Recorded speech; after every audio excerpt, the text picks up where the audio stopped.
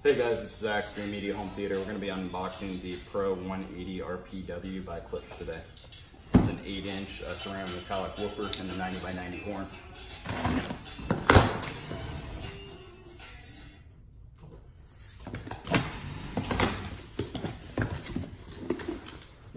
This is the Reference Premier Series.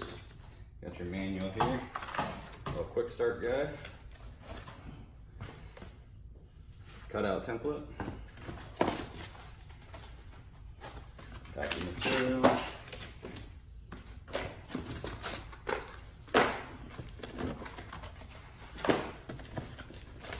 nice magnetic grille,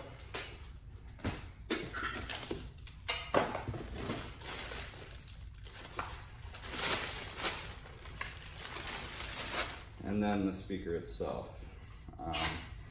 What's really cool about this is it has a full weight, a back box that can be completely removed where you can assemble it and then hook your speaker on there, and then after you're done hooking